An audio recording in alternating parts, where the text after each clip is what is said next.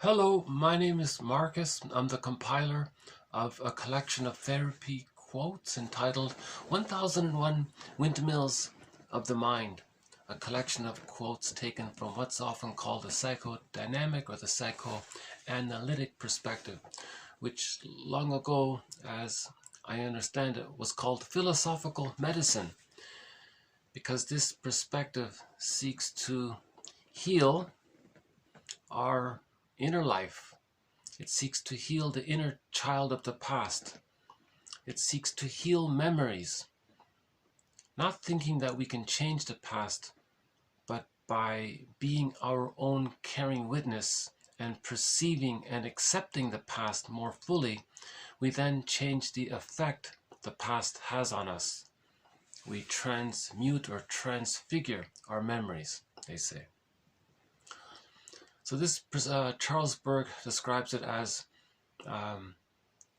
we want to unpick the threads of a traumatic script, right? So if there's developmental trauma due to an insecure attachment style, that creates a kind of script or a kind of a blueprint or imprint or deep memory, and we're kind of stuck there. So this stuckness from the childhood trauma and then creating a kind of narrative or script filled with false beliefs, filled with existential conclusions. We want to unpick the threads of a traumatic script and use those threads. Again, the virtue is underneath the hurt. So we want to use those threads to weave a new, healthier script. Right? So Wilson calls this the moral revolution, to heal ourselves, okay? To heal the inner child of the past. Burglar is very direct. He says that unconscious, that bag we drag behind us, Robert Bly's metaphor, we're responsible for healing the inner child. And in previous videos, I've presented a few metaphors for this psychodynamic perspective. How we're looking for the buried treasure and we're trying to give psychological birth to ourselves, and how we are our own metaphorical fisher person, right? So in myth, the ocean is a symbol for the unconscious. When the fisher person brings up a fish, that's a symbol for how we make conscious something that was unconscious. It's like bringing something up from that bag and accepting it. It's like bringing up a fish, and the fisher person might even take it home and cook it and eat it. That's a symbol for integrating it and owning what we disowned. So something we didn't know about ourselves, and then now we know it, right? That's being our own metaphorical fisher person. In the process, we have to be our own existential detective. Actually, one author jokingly called the process being your own Columbo, from the TV show Columbo, starring Peter Falk, right? Yeah, he was a funny guy, right? Yeah. I'm reminded of the actor Peter Falk played in an episode of a very old show.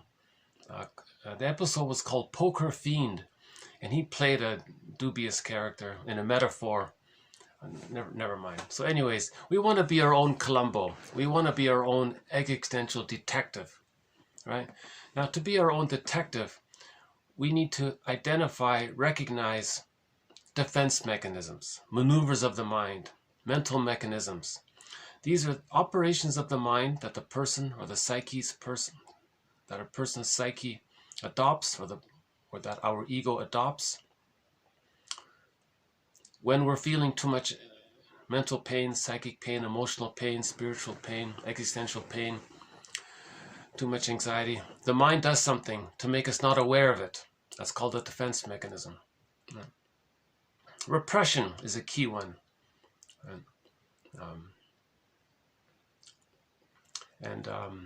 And throughout this series, each defense mechanism is covered. So each major defense mechanism or maneuver of the mind is a thread that runs throughout the entire collection of quotes. So projection. Okay, so when something's repressed, we then say it belongs outward. That's projection. We think something is outward, and that's like a mirror to help us see that it's inward. So projection is the means of bringing repressed material to consciousness. Right? The repetition compulsion. Trying to master a painful trauma. So repetition compulsion is the means of bringing the traumatic script to consciousness. Negative magic gesture. Doing to others what was done to you to communicate what was done to you when you were a child. Right? That's a thread. Identification with the aggressor. The child loses himself. He just behaves the way his rejecting mother behaved. We have splitting and projective identification, the moral defense, reaction formation, rationalization, and a few others. So every major defense mechanism is a thread. We have a thread on the psychology of prejudice. And why don't we just begin then with this video. In the last video, we did a quote, TQ, therapy quote number TQ 78. That was a very good quote, I thought, and from Brody. So I thought I would just follow up a little bit with it. In the last video, I highly recommend the last video, TQ 1978. That quote, by the way, comes from this article. Okay, I want to recommend this article here. So it's called, forgive psychology for its jargon. Okay, so it's called Psychiatry and Prejudice by Eugene B. Brody. I don't know this author at all, but this is an excellent article about prejudice. Okay, this is chapter 39 of the book, American Handbook of Psychiatry, I think, volume 3. All right. Hold on a sec. The book is called, so it's chapter 39, and the book is called, hold on, let's see if I can still get it. American Handbook of Psychiatry, I believe, and it's volume 3. There are 3 volumes. These are a series of articles from different authors. And if you go to volume 3, chapter 39, you'll find that article by Brody. That's an excellent article. Yeah, there it is there. Yeah. Okay, so it's called The American Handbook of Psychiatry, volume 3, edited by Silvano Arieti. Okay, Silvano Arieti.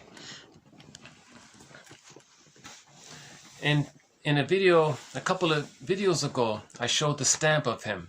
There's a stamp of a shrink, Silvano Arieti. He was a well-known shrink in Italy back in his day, and they honored him by putting him on a 0.7 euro stamp. So he was the editor of this volume. So he's got quite a mind if he could read through 3,000 pages of articles.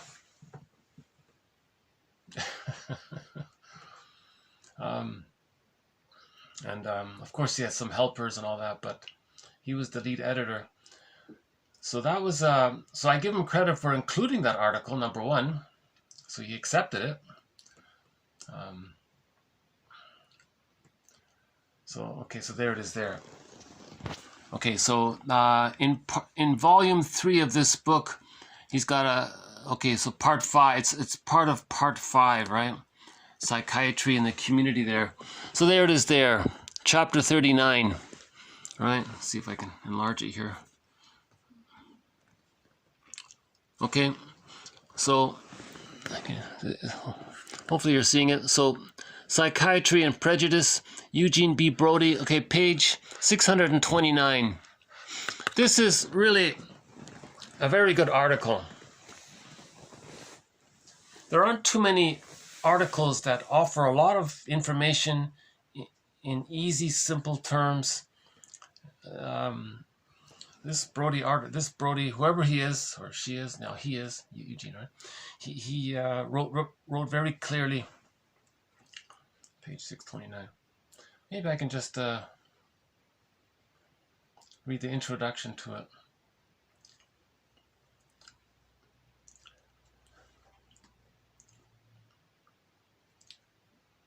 Okay. So here it is here. Okay. Let's see, is it showing up here? From here, right? Okay, well, okay, hold on, let's see.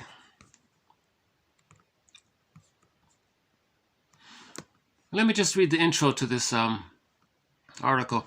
Okay, prejudice is a concern.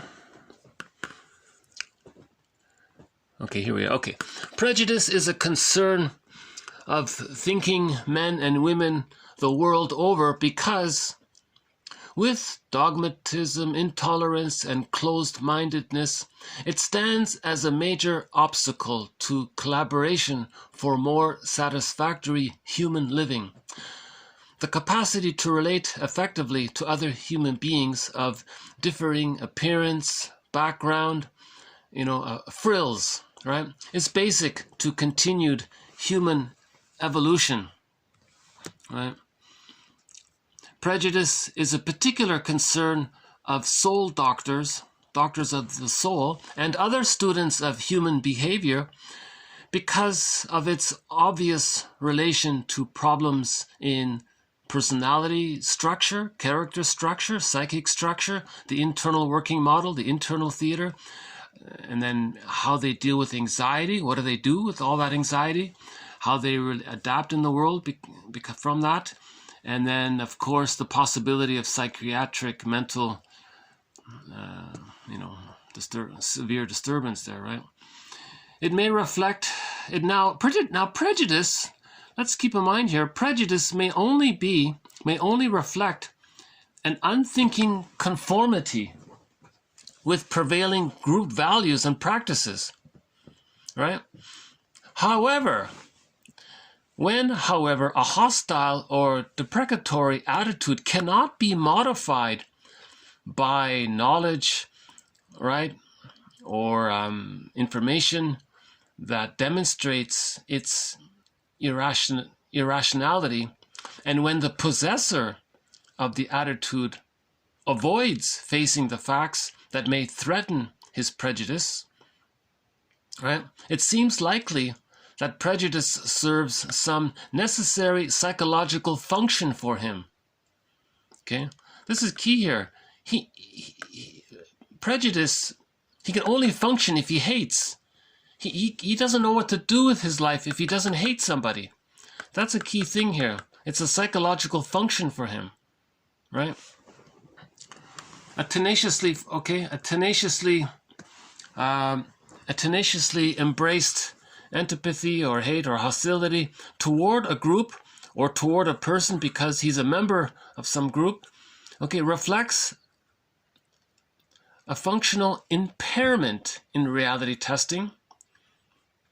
It may also produce behavior in the prejudiced person which may even go to the point of paranoia, right? Thus, he becomes a legitimate object of psychiatric or psychological study. Okay, and of course we want to study the effects of their hate. The victims of prejudice are also objects of psychological concern, right?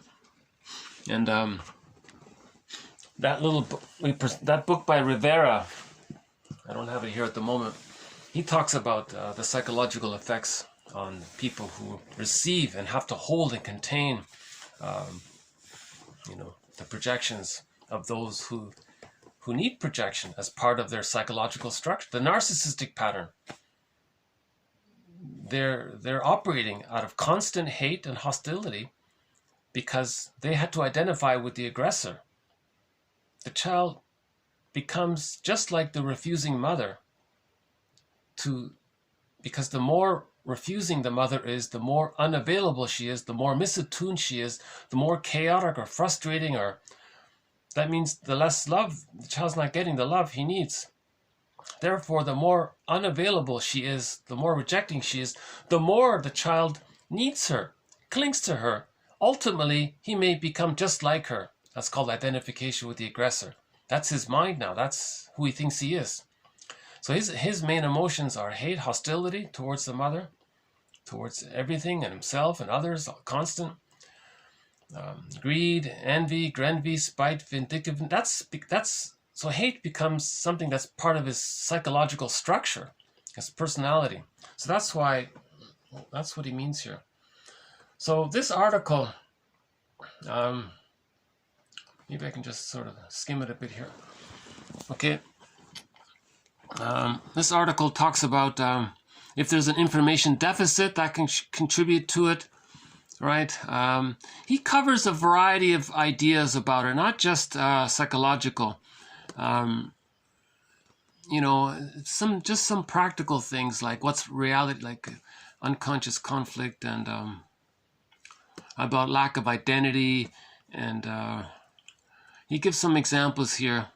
It just overall, it's quite a good, about the symbol, like the victim is a symbol of need and love, and if the person with the prejudiced personality, he doesn't want to be reminded that he has a need, that he had a need for love, so that's why he hates people sometimes, So it's not a long, it's a short article. It's not long. What is it? From page 6. Whatever. It's not long. It's only 6. Okay, hold on. What? 1.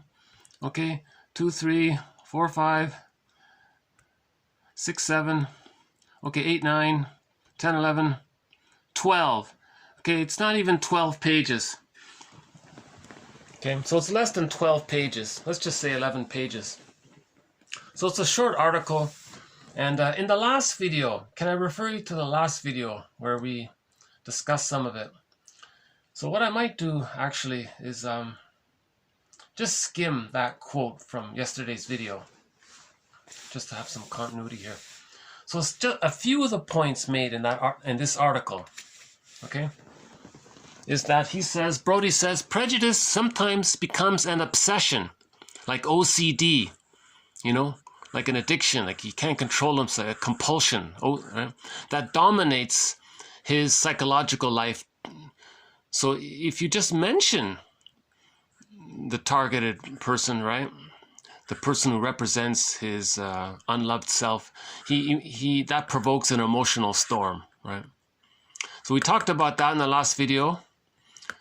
Okay, this along with reality testing. So again, in yesterday's video, check that one out. Suggests that a tenaciously held, carefully protected prejudice is closely connected with unconscious irrational needs dominated by primary process thinking, where rational efforts to modify it are often unsuccessful. This is true of symptomatic behavior in general. This behavior is not responsive to logical approaches. Its modification requires changes in unconscious conflicts. What are some of the psychological conflicts that underlie prejudice?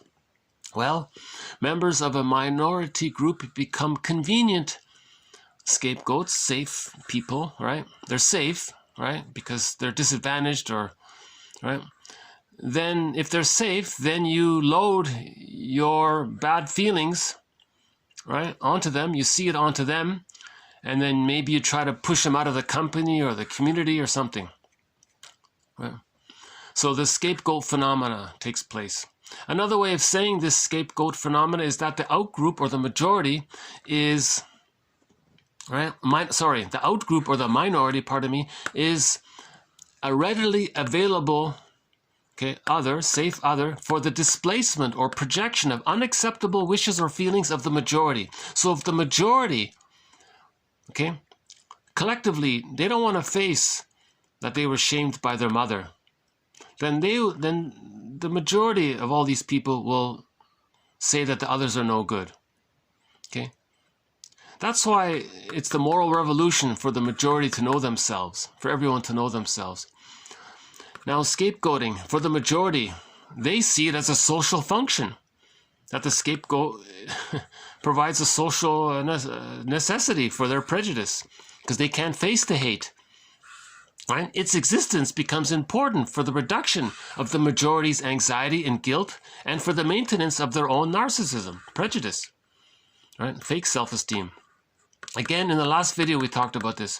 According to some authors, the minority may symbolize the projector's own unacceptable dependency wishes.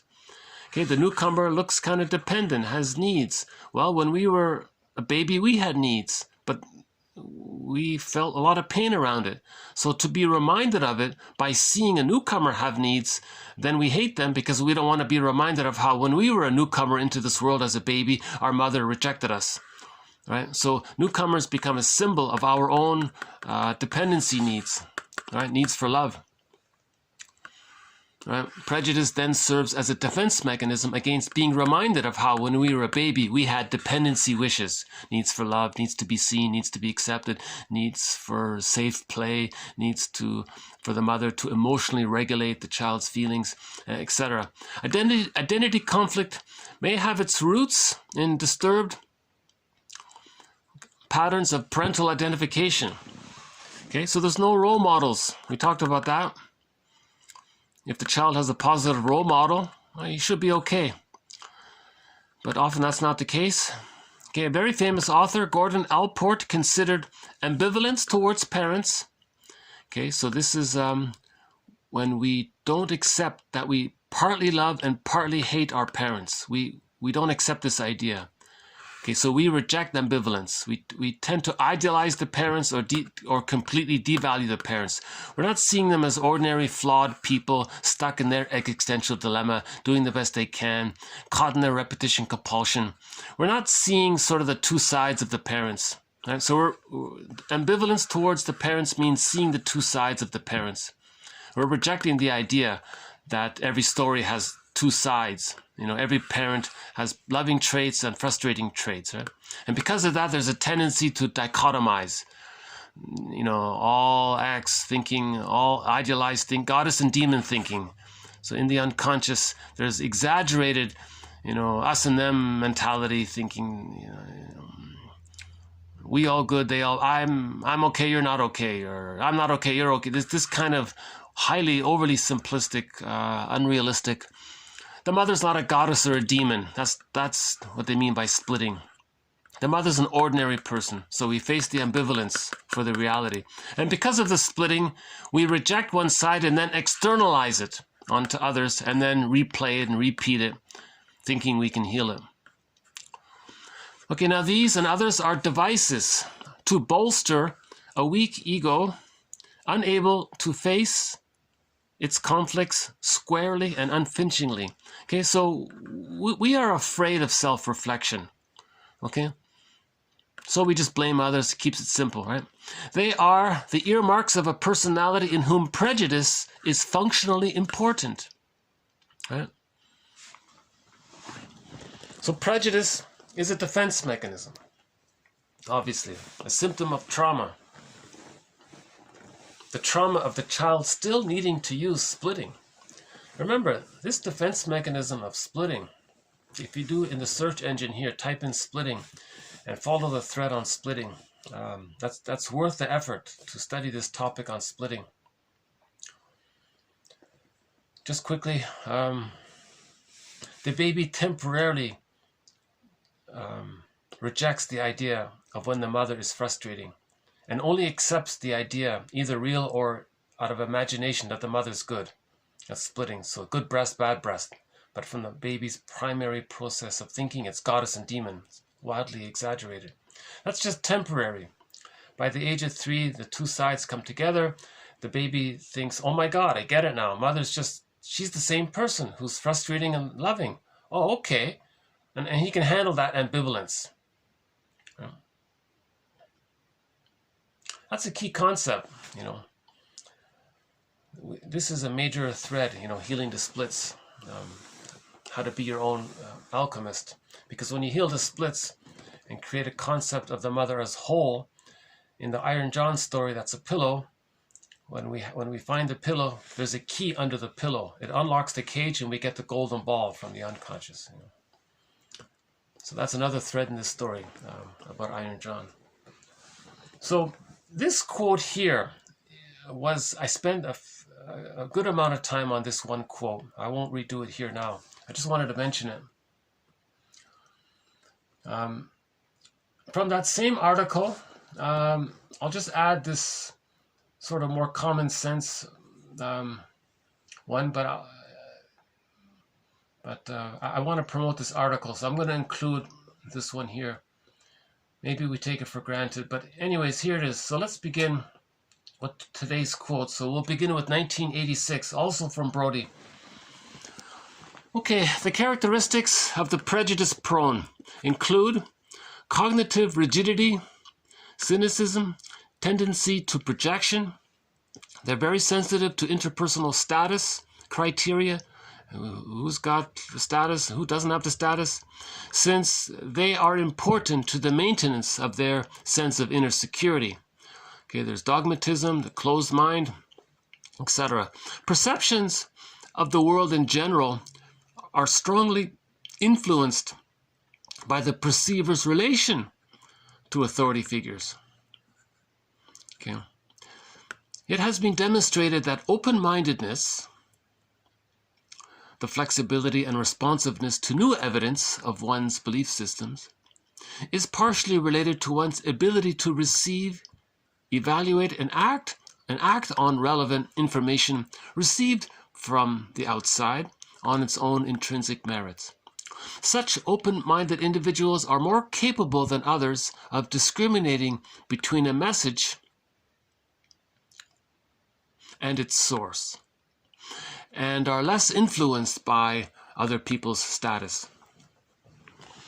So his little added point was that people with the prejudiced personality don't care about the merit, don't care about the honesty of it all. They only care about, are they hearing it from someone high up? That's enough. That's all they care about. They won't question it. So he says this is common within the prejudiced personality. Again, the prejudiced personality, the basic tenet is that the baby when they don't get their needs met, the mother's misattuned, she's on the phone too long, she's using the bottle, the schedule makes the baby cry at night, she feeds the baby when the baby's not hungry or when the baby's hungry, she's just misattuned, right? The true self gets squelched. There's an image of that. Hold on a sec. The true self gets squelched. Okay, there's a gruesome image of this. This is what happens when the baby's feelings get rejected. It's as if in metaphor. So on the front cover of one of Merriam Woodman's books, it's a gruesome image. Okay, the image is that this is our feelings. When the mother's misattuned, it's as if something pulls us underground into the unconscious. This is repression, and we get pulled into repression. You see? So in the myth Demeter and Kor, Demeter, she's the goddess of fertility and agriculture, the beautiful goddess there, and she has the daughter, the fair maiden. They're playing in the field, and then suddenly the earth opened up, and then that Demeter's brother Hades yanked her down into the hell world. Okay, that's a symbol for when the mother's misattuned to the baby's feelings, it gets dropped down into the unconscious.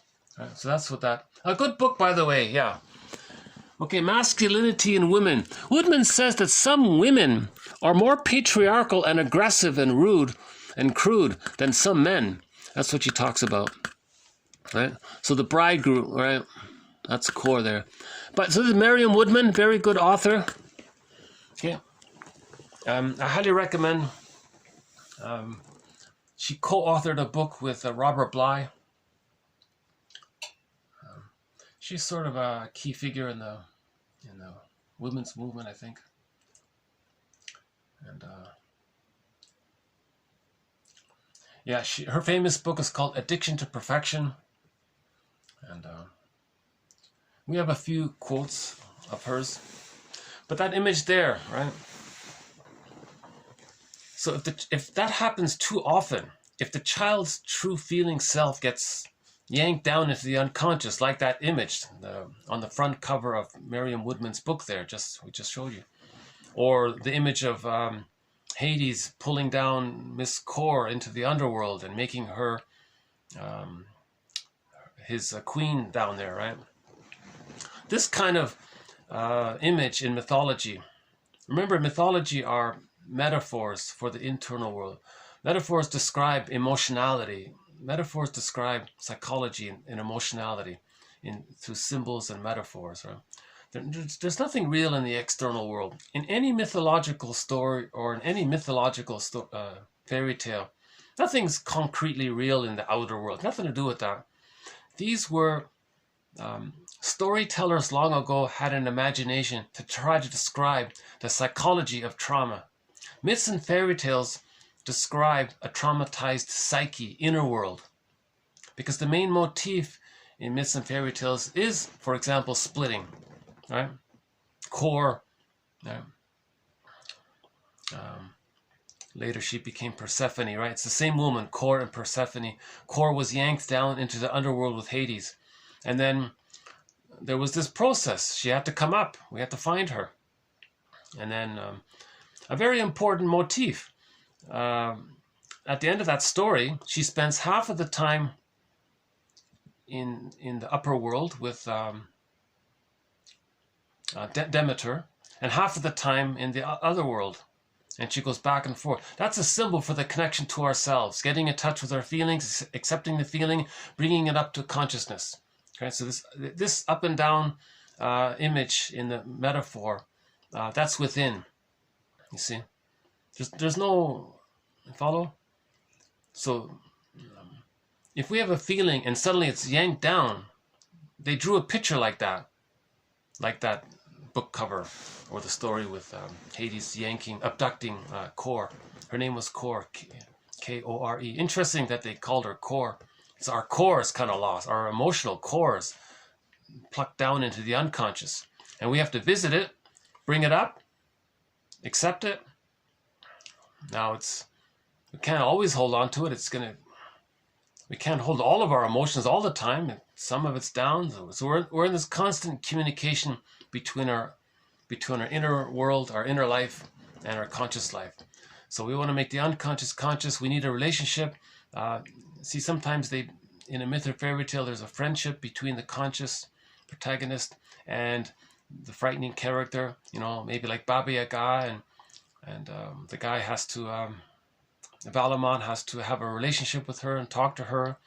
So that's like us being mindful of our feelings and having a relationship with how do I feel. Okay, it's there. Be gentle and accept it. These kinds of things. So the prejudice takes place if too much of our core, of our feeling self, the maiden, right? Demeter's daughter. So Demeter's daughter, Core, okay, that's a symbol for how each person has feelings.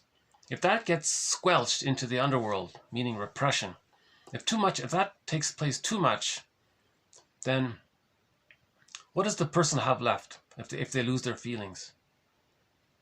We feel, therefore we are. If we don't feel, who are we? We don't know. So what does the person have left?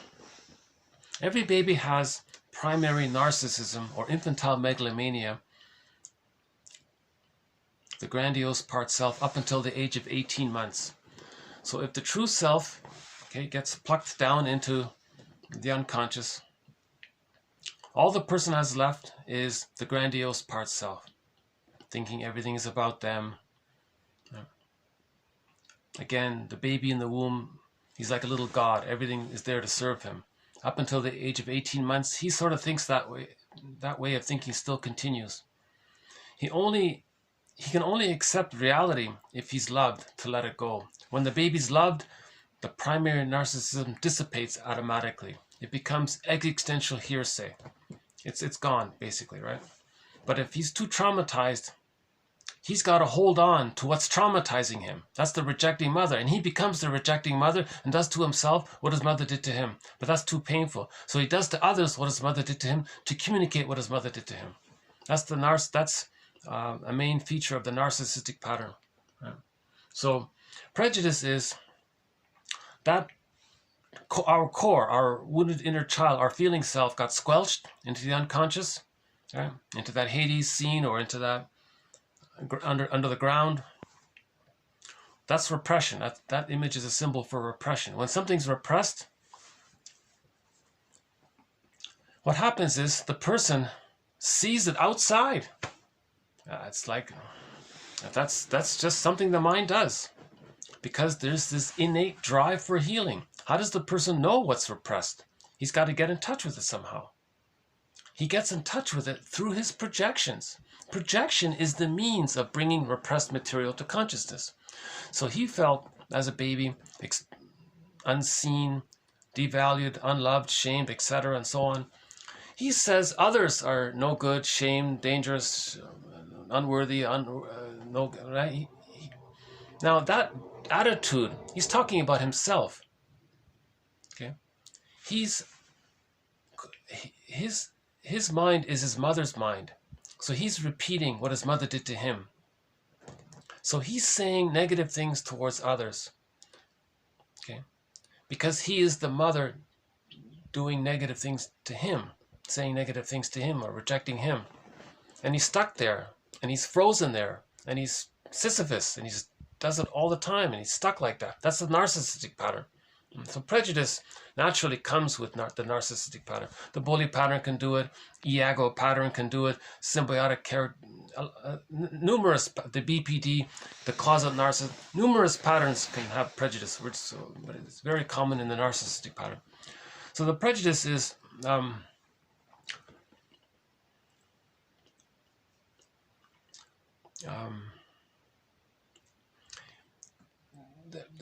the positive intention of his prejudice is when he says negative things about others, that's like creating a mirror for him to see what his mother did to him. So when he thinks that he's good and others are no good, that's for him to realize that when he was a baby, he felt no good and he thought his mother was so great. He thinks he's so great and others are no good. But when he says others are no good, he's talking about himself. Right? I think I've been trying to explain this point throughout the series. I think sometimes I'm working on it. I'm looking for the best way to explain this phenomena. Bergner calls it the negative magic gesture. Doing to others to communicate what was done to you. One author says, look, mother in the mind, you see this safe, innocent, safe person outside? Now, mother in the mind, I want you to notice something. When I was a baby, I was safe and innocent to you. I'm going to show you what you did to me. I'm going to do to them what you did to me because I want to show you what you did to me. So he'll be negative towards others, devaluing and rejecting towards others. What did he say here?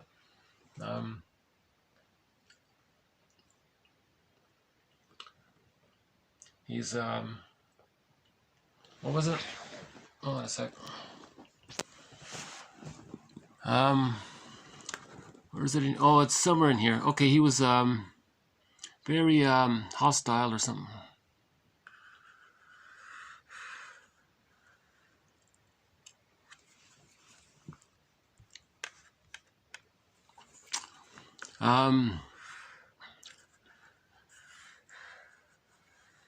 I think it's in another quote. Okay, it's not in this one. Okay, I have a quote coming up, maybe in the next video, about this point. Anyways, hold on a second. Why don't I just take a little stretch here? Let's see, how are we doing out here today? Yeah, my mind is a little scattered today. Hold on a sec. Yeah, minus 10 degrees out there. Wind chill, minus 20, I think.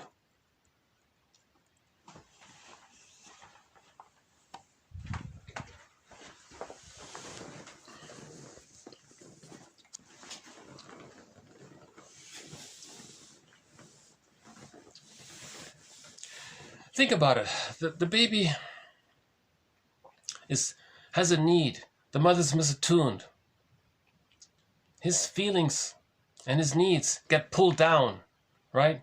The horseman, the earth opens up, the horseman comes and pulls down his feelings to the core. The core is the symbol of our feeling, Miss Core, right? The daughter of Demeter. Gets pulled down, repressed. And if that keeps happening again and again and again, the baby's going to, of course he's going to feel angry by that. To deal with the pain of that, he loses, all he has left is the grandiose part self. Now the grandiose part self is fused. Okay, in the beginning, the mother is still blurred. The baby's still blurred with the mother. It's called the stage of undifferentiation, the stage of fusion, the stage of symbiosis. The baby doesn't know where he ends and his mother begins. He even thinks maybe that the breast mother is just there to serve him. Is it a part of him? Anyways, it's just there to serve him. It's all about him. But there is this other, and it's a part of him. So he's blurred there. Now this other is this giantess in the nursery, so powerful. So he thinks that's him. So the narcissistic pattern is a blurring of this. He thinks he's so important, it's all about him, and everything's there to serve him. That's a narcissistic pattern. Now, he's fused. He's identified with the aggressor. He's going to be very angry about that. He wants to leave his mother. In normal, natural, healthy development, the child differentiates from his mother psychologically. We're not talking about cognitively. He has to differentiate from his mother. How does he differentiate from his mother? First, he has to communicate to her that he's angry, with the hope that if the baby communicates that he's angry at not getting his needs met, maybe she'll change her ways, provide the love he needs, he'll feel safe. Oh, okay, now he can know himself. If he doesn't get love, he can't know himself. So he wants the love so that he can know himself. He's not getting it, so that's why he's angry. Now, how does he communicate his anger? He shows the mother what she did to him by doing to others what she did to him, with the hope that maybe finally she'll recognize it. Oh, my daughter, my son is doing these negative things. Are they showing me? Are they trying to show me unconsciously that that's what I did to them?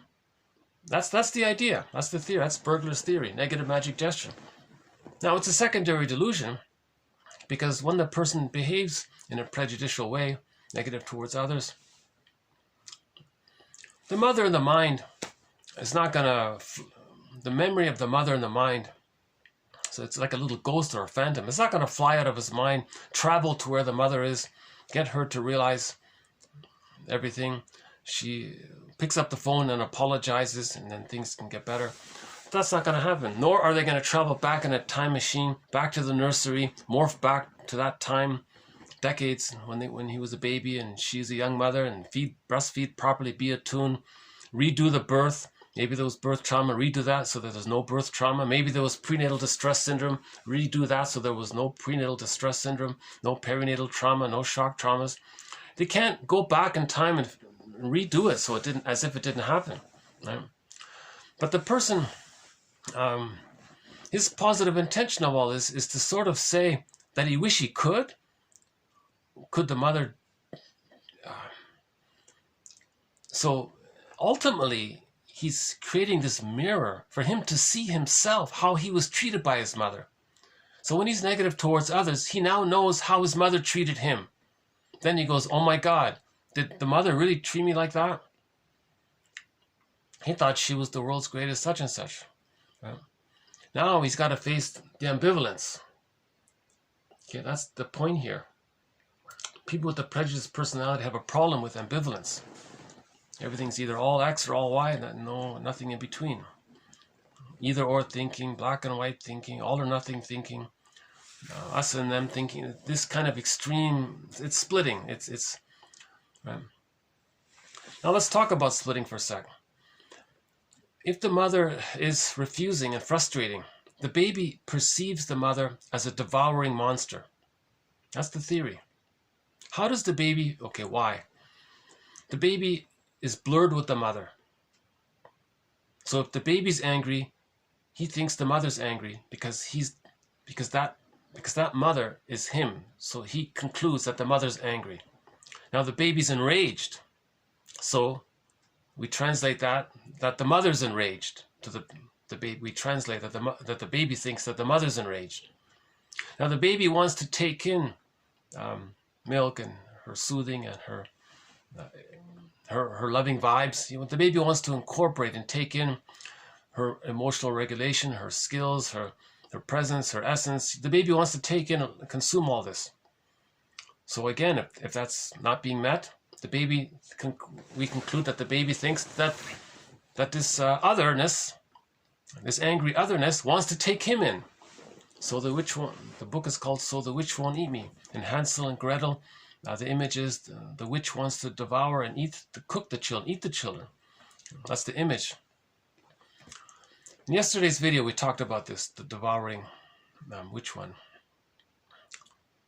Actually, I think we might have it coming up here as well. Okay, anyways, again, the baby's so small, the mother's this giant, so the other is this giant. He's angry, the mother's angry, the giant's angry. The giant wants to take him in. He wants to take in mother's love. He concludes that the mother maybe wants to take him in. So he projects his wishes and needs and feelings onto the mother. He thinks the mother, it's distorted like that. The baby, we forgive the baby. He just came out of the womb. He doesn't know what's what, who's who. He has no idea. If he's angry, he thinks the mother's angry. He wants to take in mother's materials. He thinks that maybe the mother wants to take him in or something like that.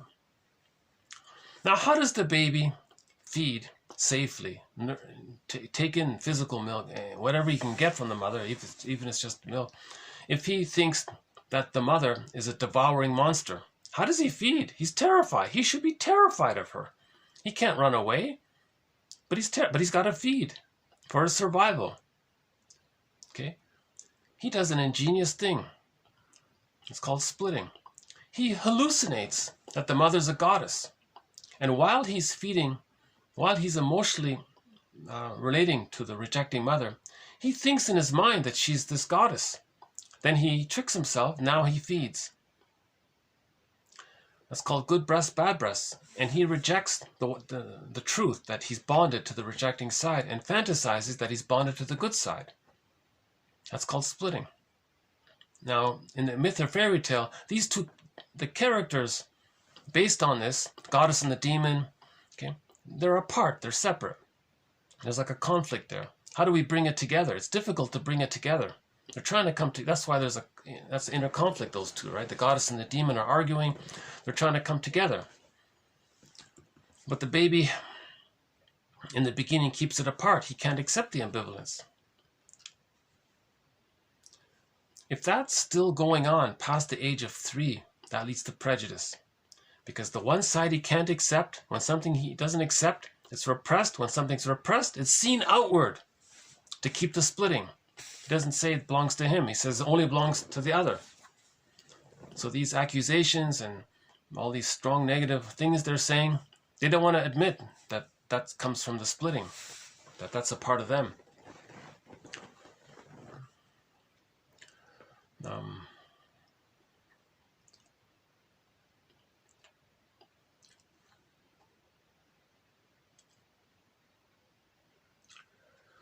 Yeah, sorry, I'm a little absent-minded today.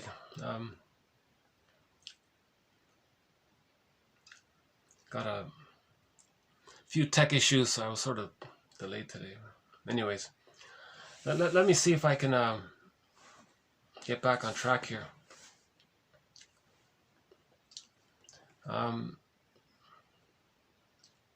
Okay, so the basic idea about prejudice is if his core, the character, K-O-R-E, in the mythological epic Demeter and core, if his feeling self gets pulled down like that image in the book there, again and again and again, he can't take that pain. He identifies with the aggressor, the one who's causing his feelings to be lost like that all the time. Okay, it gets lost like that because the mother's misattuned.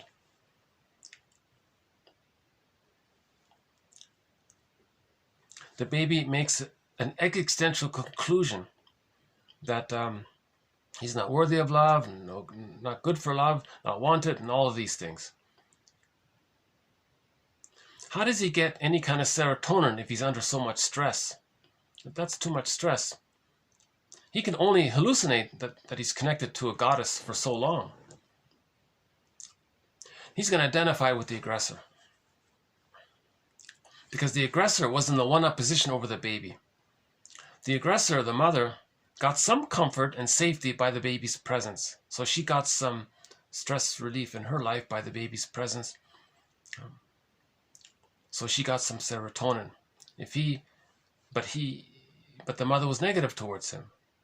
So he's going to be negative towards others to get serotonin the way his mother got serotonin, because his wiring is like that, because he adopted his mother's wiring.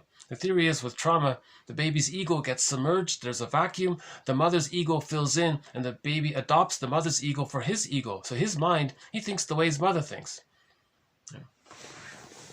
So now, when he's negative towards others, because of the fusion, he thinks that the other is the one that's hurting him and being negative towards him. So prejudice is confession. Yeah. Every negative, almost all of these negatives, any intense negative thing they're saying about others, that's a confession that the mother did negative things towards them, but they don't want to admit it, because to admit it means they have to face the truth. Right? We have to go on the second journey. Joseph Campbell calls it the hero's journey. That's when you start to read Chinon's books and Merriam Woodman and Robert Bly and so on. And maybe even in this thread, we have a thread in this collection of quotes on the psychological interpretations of myths and fairy tales.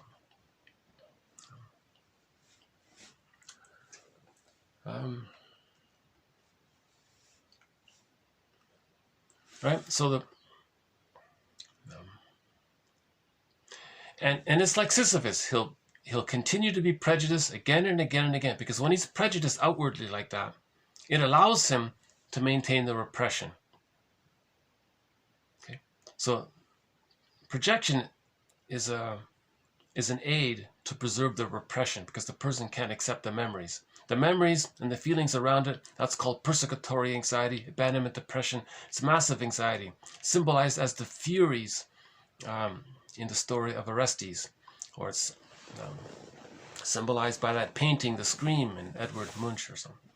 It's difficult to face that feelings. Now, how do we face that feelings? We can only face that feelings if we have enough understanding. So the symbol for that is the poet. He says, psychoanalysis, looking for the egg, the feelings, the mourning, the feelings, the persecutory, looking for the feelings in a basket. We need the basket, but the basket's missing. We have to weave this basket. So the first step is to weave the basket. Consider these theories as possible hypotheses. Are they approximations? What works, what doesn't work? What can you accept, what can you improve upon? What helps you to stimulate your thinking towards your understanding of consciousness, of how we can accept our feelings, and so on. So first we weave the basket, then we find the egg. We don't directly look for the egg. In that story, in the last video about Prometheus, one version of that is that he looked for the egg too quickly without the basket, and then he was pecked at. Use that, right?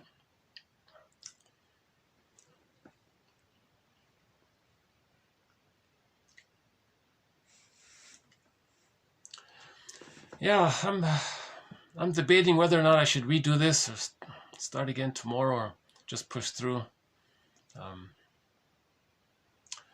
Let's see if I can save this video. Hold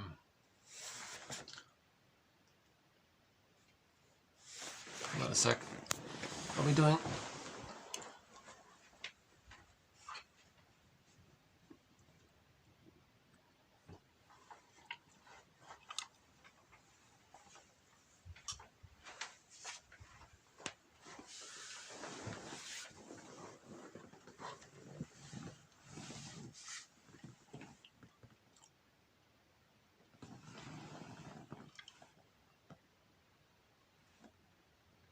Maybe we'll just take like a little musical break here.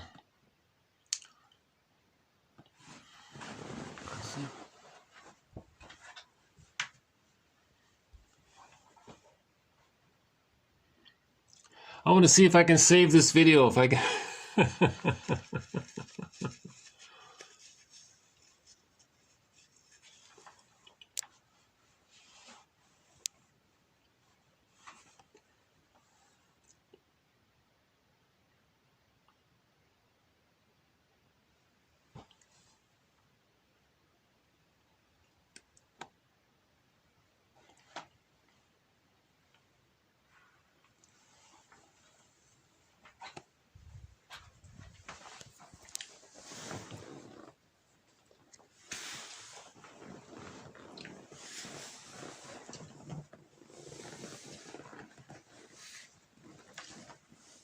It's interesting because in the last video, I was very energized and focused on this topic of prejudice. This time around, in talking about it, I feel a little, my mind is drifting a little bit.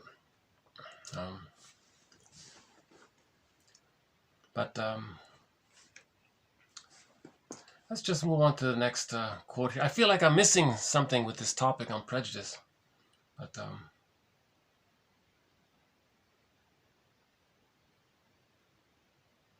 he's in battle with the mother in the mind. Okay, prejudice means the projector, the prejudiced person, is in battle with the mother in the mind because they are her and they're angry. So they're negative towards others to show the mother in the mind, look, mother in the mind, you were negative towards me and I'm showing you. Could you change your ways? Give me the love that I need so I can be myself. They're in battle with the mother in the mind. It's as if they're trying to show her up or embarrass her even. So clinically or like observationally, it may appear, Bergler says, that they're trying to show up the mother. Look, world, see how negative I am? Well, what caused this? Alice Miller has a quote. She says, where do rude people get their ideas from? Well, from their parents. They're trying to, so they're imitating their parents to show everybody, see how rude my parents was? Where did I learn this from? You know, they learned it from the parents. They think maybe then the parents will be embarrassed and then change their ways, so they want to punish. So if they punish the parents, that's a way of saying they're angry at the parents. Right? So maybe the parents will recognize that the child is angry at them so they can change their ways or something. Right? So they're in battle with the mother in the mind. If this doesn't get resolved, they can become a curmudgeon late in life. Because when they're 90 years old, stingy, bitter, miserly, and all these things, they're saying to the mother in the mind, look, mother in the mind, time's running out, and you're not changing your ways. I'm negative towards everybody all the time, over little things even, because I'm still trying to show you that you rejected my little needs. You know, when are you going to change? And he's stuck like a broken record. That's the repetition compulsion. He's in his compulsion. It's like OCD. That's what he said here. It's an obsession. He has an OCD with his anger at his mother, and this takes the form. This is expressed in his prejudice. So prejudice is an expression of his OCD with his anger at his mother. Something like that. I think I'm starting to save the video here. Let's keep going. Let's keep going. Okay. So remember differentiation. If the child is loved, they're going to differentiate. So the psychological birth doesn't automatically happen with the biological birth. The first 5 months is called the stage of undifferentiation. But if he's loved, he can differentiate. Okay, so he's looking for differentiation. Now he can only differentiate if the concept of the mother is whole. The concept of the mother can only be whole if she's more loving than frustrating. If she's more frustrating than loving, there's the splitting. He can't differentiate. Splitting prevents differentiation. Splitting precludes differentiation. If differentiation doesn't take place, he doesn't have his I, he doesn't have his sense of self, he doesn't have access to the true self, the real self. It's the real self that allows the person to mourn. So Rinsley says splitting precludes mourning. If a person doesn't mourn, they can become the curmudgeon, right? So let's go back to differentiation. So if the child is loved, and he is able to differentiate, okay? So he's psychologically autonomous. It's called the separation individuation process by Mahler. Then he's inner directed. Okay, he got the key out from under mother's pillow. The key is connected to his self-concept. He's inner directed, intrinsic motivation. He's able to see his own self as a reference point. Okay, so his feelings are his true north compass, are his compass. Okay, his sense of separate identity, meaning he's aware of his needs, not his mother's needs, his needs. His feelings, not his mother's feelings, his feelings, his attributes, his qualities, as his own, distinct from those of others. He's nature's greatest miracle. Everyone's unique like that, right? Okay, so he's in touch with some of that. Internal frames of reference serve as guides for self-definition. Okay, so this is called ontological self. He has the I. You see, this is the psychological birth. Internal frames of reference serve as guides for the self-definition. Okay, not some battle with the mother, not prejudice against others, not I'm okay, you're not okay. That's not it. The I. Okay, this I we're talking about is I'm okay, you're okay. It's called whole object relations. Okay, it's field independent. Okay, that means I'm okay, you're okay. Persons with a less developed sense of separate identity, that means there's a problem. Okay, those who tend to rely on external sources for their definition. Okay, so prejudice is like that, right? If the person with higher status says others are no good, they say, oh, okay, I follow you, others are no good. That kind of thing, right? Okay, so those who tend to rely too much on external sources for their sense of who they are, then for their attitudes, judgments, sentiments, feelings, views of themselves. Okay, this somebody calls their field dependent, right? So that's just one idea related to why prejudice takes place. Prejudice takes place when he doesn't have differentiation. Okay? People who have differentiation are not prejudiced. They're tolerant. Let's just move on here. Okay, again back to Brody here. That's okay. Perceiving members of other groups in terms of stereotypes stimulates rationalizations for their projections and serves an economic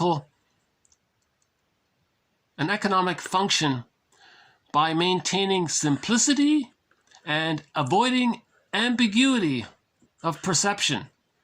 Okay, they can't face the two sides, right? Mother's a goddess or mother's a demon. I can't face it. So you're the demon and I'm the goddess, or others are the goddesses. So he's all good and he's all bad. This kind of simplicity. Okay, so prejudice comes from this. Then you got to rationalize it. Rationalize it, that means when you lie. Okay? And you want to give the appearance of being reasonable, but you're still lying to hide the fact that you need things to be simple, right? Meaning simple in the sense of splitting. So the baby makes things simple.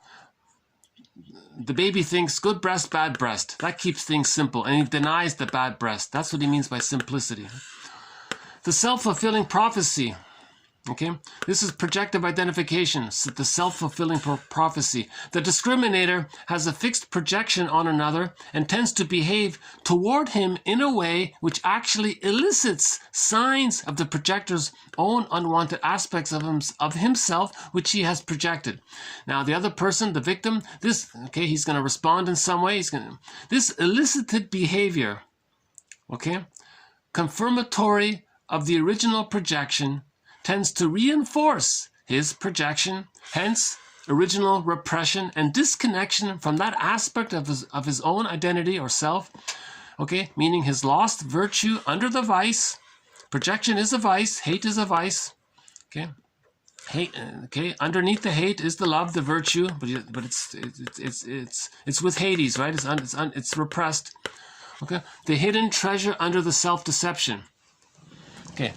So he's saying here, he doesn't use the term projective identification. He's avoiding jargon. He's just saying self-fulfilling prophecy.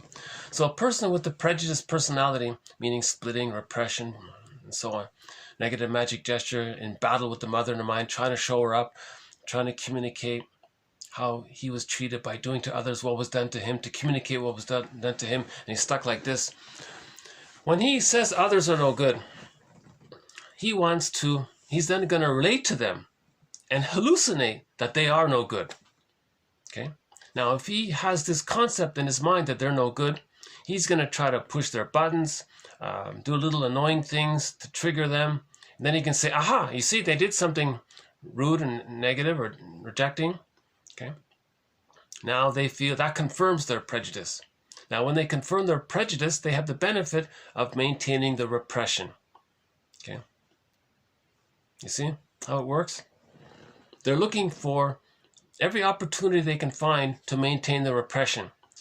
Because when they were a baby, maybe they were removed from the mother for too long. That traumatizes. That'll do it. Okay. The arm comes up from the ground, pulls the core down. The feelings get lost in the underworld. Using the bottle and the schedule, yank, that'll do it again. That image on the Woodman book. The mother's misattuned because when the baby's removed, that deprives the mother of her ability to be attuned to the baby. Then the baby has a need. The mother gets angry. She punishes the baby. Oh my goodness, what a mess, right? The baby he gives up. He loses himself. He identifies with the aggressor. And then he's rude to others because the mother was rude to him. This was all a misunderstanding. Most of this takes place because the baby wasn't handed to the mother right away at birth. When the baby's born, the mother produces lots of hormones to help the baby latch onto her, to bond to her, to preserve the continuity of the womb. The baby needs an extended womb, right? Humans come out too early, they need an extended womb. If you remove the baby, put him in a crib in some other room, a nurse comes and gives him powdered stuff, you broke that continuity. That's a birth trauma, perinatal trauma. Then when the baby's removed, they're strangers to each other. Maybe the mother's sort of happy, but emotionally, her body's rejecting the baby, and the baby can feel it. The baby's angry. Now there's this constant battle between the two. So the baby needs to be handed to the mother in one motion, calmly, warmly, smoothly. If there is any kind of, again, we're not talking about emergencies and special exceptions. Ideally, it's called a natural birth or a lotus birth. The baby is given to the mother. And many authors, Winnicott, Melanie Klein, many of our mentors, they all say the same. Many of them say the same thing. They all agree. Many of them agree that the baby has an innate expectation for the breast, to nurse at the breast. And many of them do start feeding right when they're born. The cord is still there, the placenta is still in, there's nursing. So they're preserving that to ease the transition. And you want to keep the cord, by the way. The cord, there's still blood and oxygen flowing through the cord. The placenta can come out a day later or something. Looks messy, I suppose. Never mind how it looks. We want to soothe the transition for the baby. Let him still think he's in the womb. Let him have this extended womb. Don't deprive the baby of his needs to be in a womb. Right?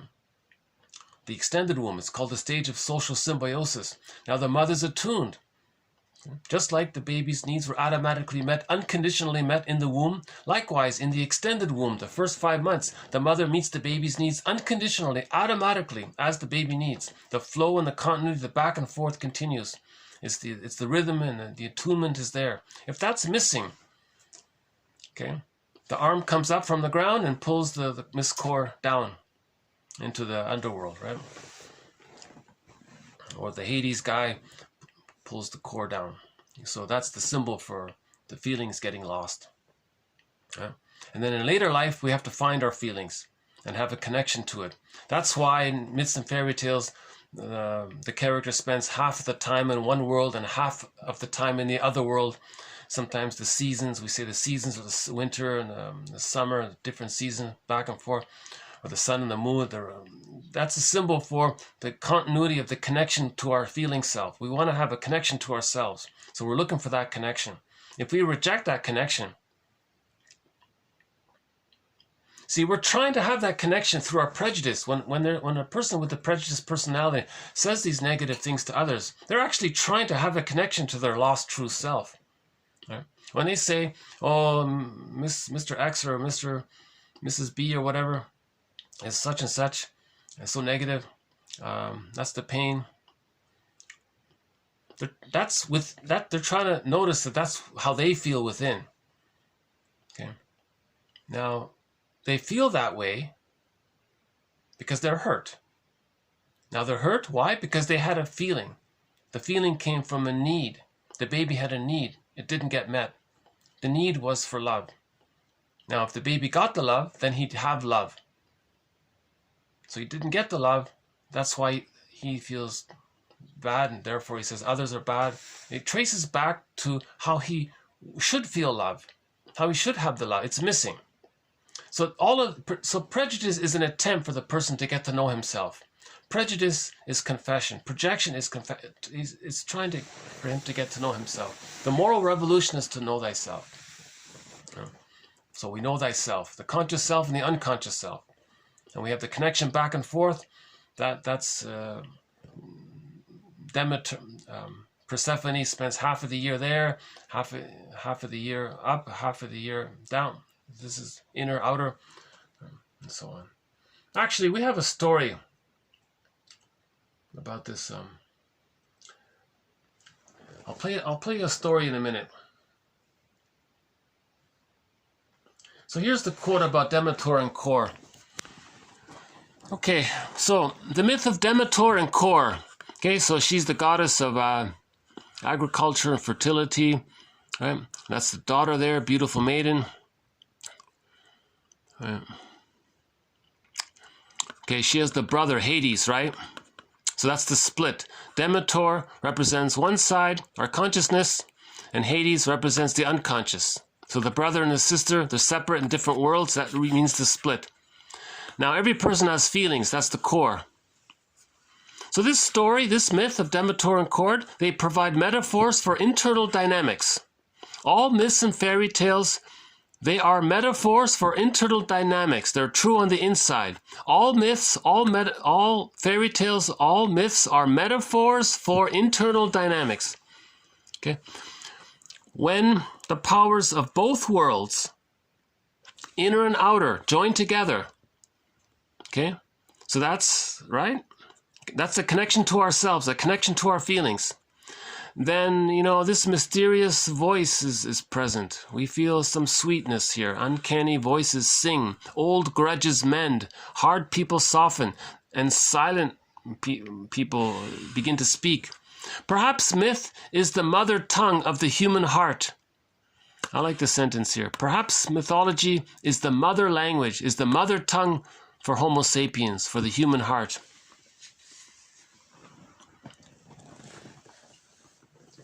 So everyone is probably familiar with the story of Demeter and the abduction of the daughter and then looking for the daughter. That motif is presented, okay, the loss of our feelings is presented in thousands of, maybe 10,000 different. If there are 1 million myths and fairy tales, I'm going to say at least 500,000 of them include this motif. The Mi'kmaq people, okay, they have a story about it as well. So I'm going to see if I can play it here. Hold on a sec. Might take me a moment here to bring up. I have a really slow connection here, but I'm in the countryside. My connection isn't the greatest. Okay, here it is here. Summer legend. Okay, I'm actually I'm presenting this video to you from the traditional land of the Mi'kmaq people. They've lived in this area happily in harmony with nature for somewhere between 2,000 and 50,000 years. Yeah. And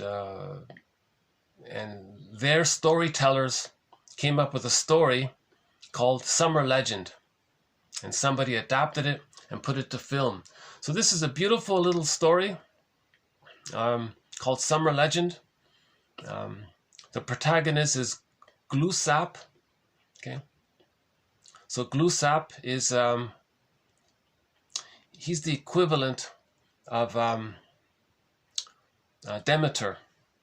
Okay, so in this story, we can switch Demeter and we'll call her Gloosap. Now Gloosap is searching for Kore. You're going to see the same motif in this story. So this story is very similar to Demeter and Kor. Now, at the end of the story, Kor's name changes to Persephone. This motif of the connection to the conscious to the unconscious, this motif, this myth describes an emotional realm, inner dynamics, internal dynamics, she said. It's about 8 minutes long. It's worth playing. Hopefully the connection will hold up. If it doesn't if it doesn't get through, look up Summer Legend by the Mi'kmaq, NFB, National Film Board is the company that produced it. Okay, so let's sit back, and we're going to shift gears here and play you a story. Once upon a time, in a faraway place.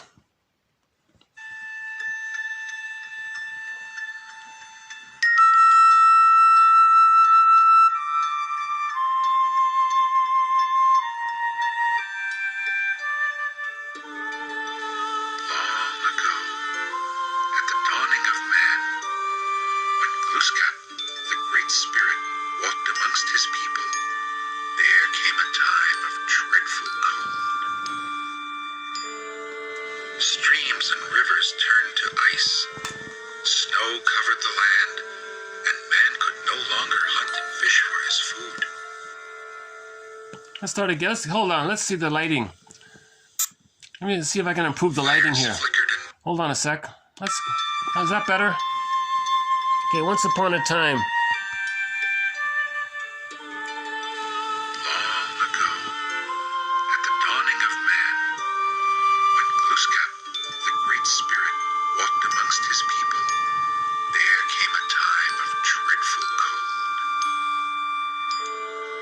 Streams and rivers turned to ice. Snow covered the land, and man could no longer hunt and fish for his food.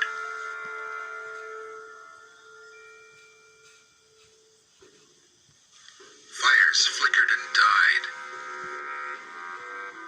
The people feared they would perish from hunger and cold. But Lord Glooskap heard their cries.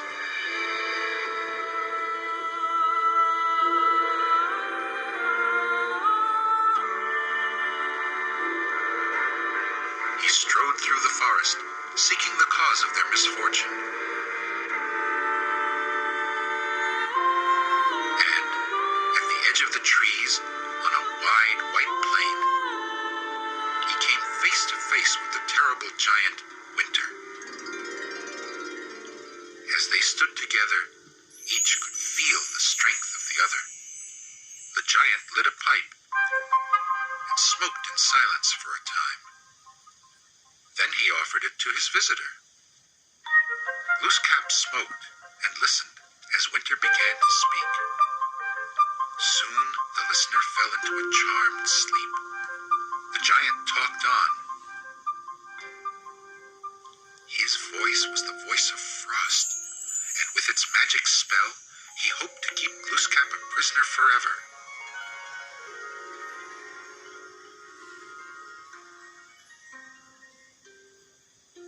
Through the mists of sleep, Glooskap heard his messengers, the loons.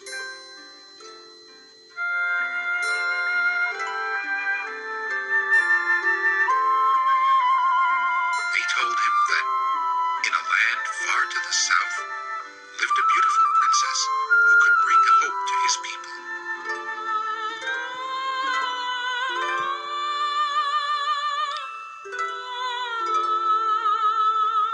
Held captive by the spell of frost, Glooskap slept on, but his magic too was powerful.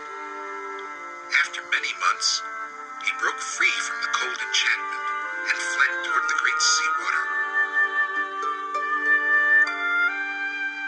He stood at the shore and called to the spirits of the deep to help him.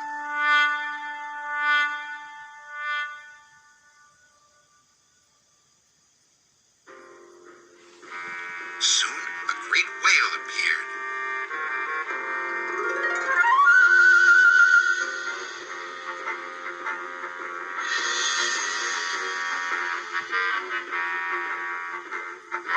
And Glooskap rode on maidens had spoken.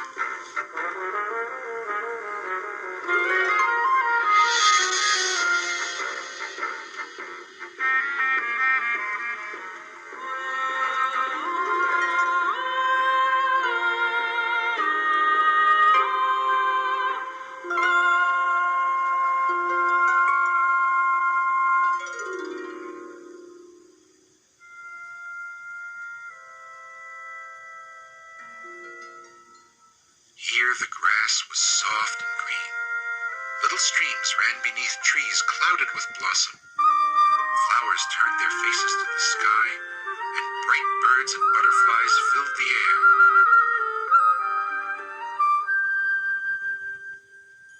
There was a sound of music. Glooskap listened. Then, in a clearing, he saw a group of lovely maidens weaving garlands of fragrant flowers.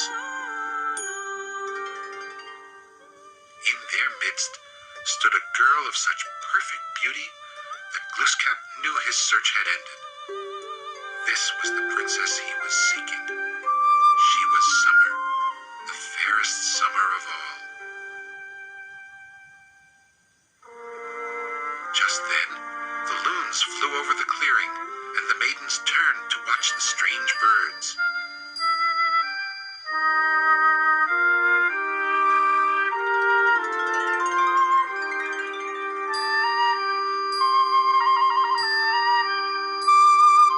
In that instant, Glooskap spirited away their princess and held her by his magic. He carried Summer so lightly that he skimmed the treetops as he set out for the north again.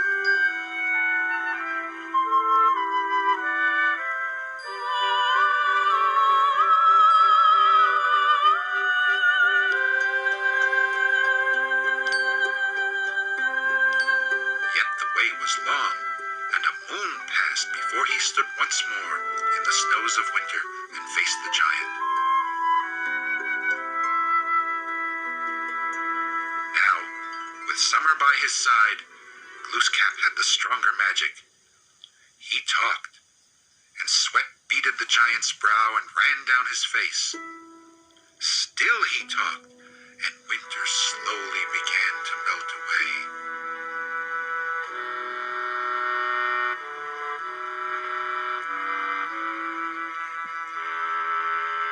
Stop, cried Winter. You have won. Then the snow disappeared, and the land reawakened.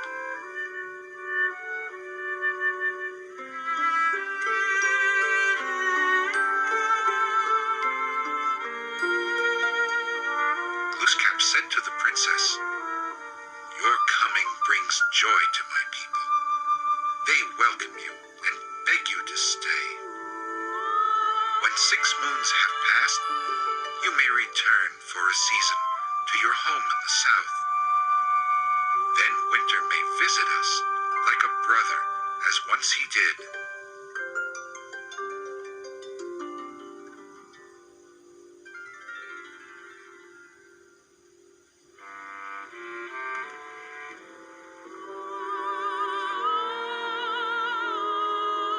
Now, each year, when it is time for the princess to come to Glooskap's people, winter retreats, and the land wakens again to summer.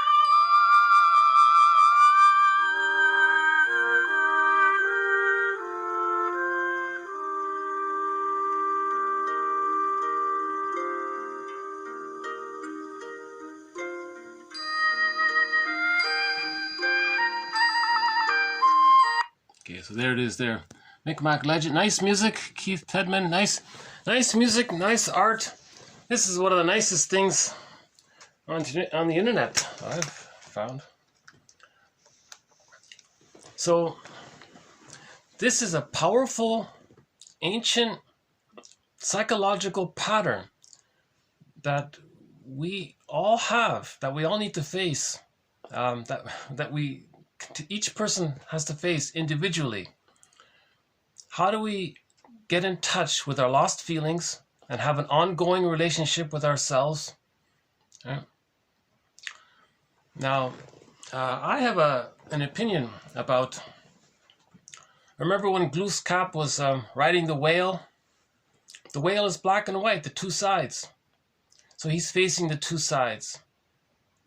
So I think that's the idea about that. That's how he's able to find his feelings when he faced the two sides. That's him riding the whale.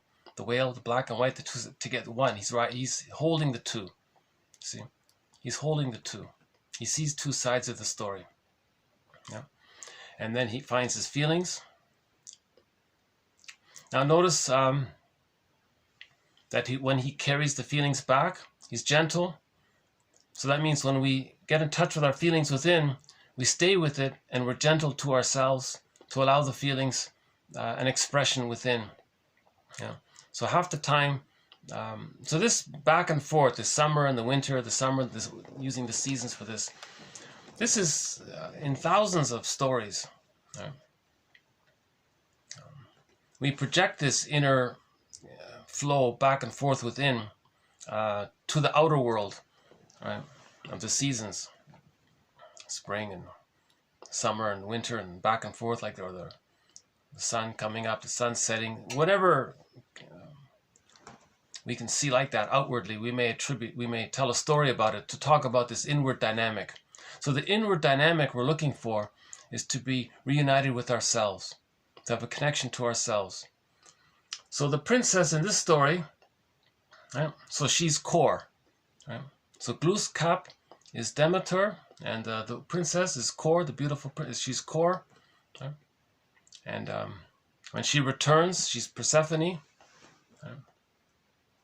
Maybe I can dig up that scene there. Should we do a couple of...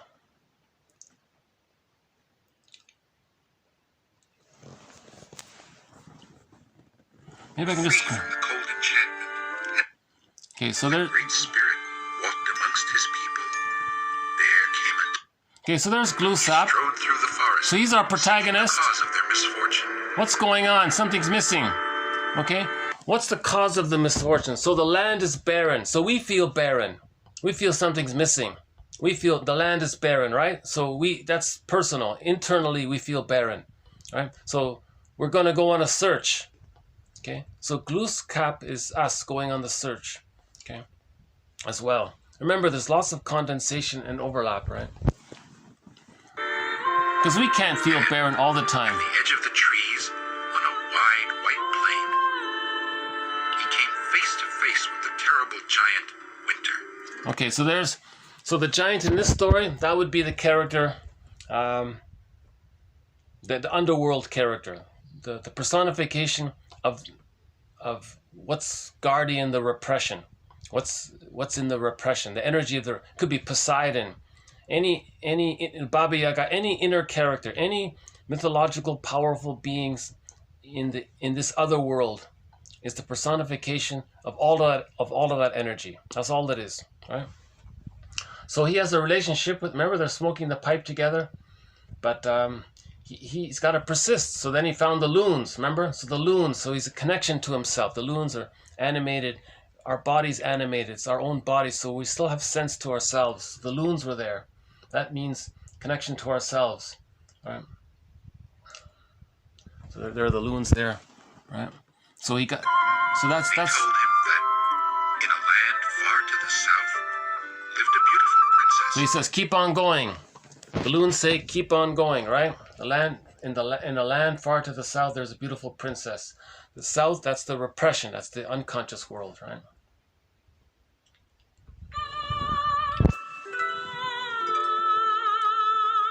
Held captive by the spell of frost, Glooskap slept on. But Okay, yeah, here's my opinion about this. You see, the whale is black and white.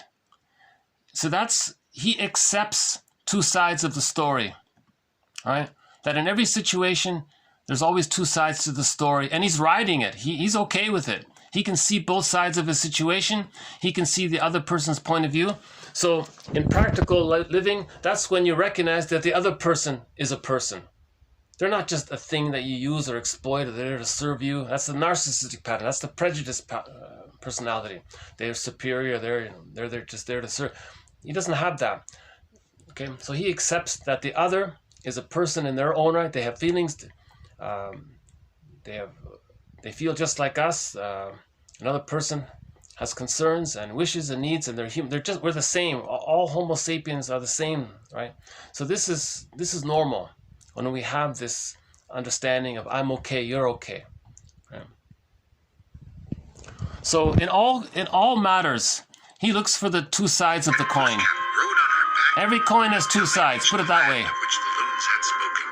So he accepts that, right? That's my opinion about the whale. And again, the ocean is the unconscious. See, it allows him to surf the unconscious when he sees the two sides. And that when you hold the both sides, okay, then you get in touch with your feelings. You see, I love the art. Look at the beautiful artwork here. Look at this artwork. Oh my goodness, that's a really beautiful story. There was a sound of music. Then, in a clearing, he saw a group of lovely maidens weaving garlands of fragrant flowers. In their midst stood a girl of such perfect beauty. That's his feelings. That Glooskap knew his search had ended.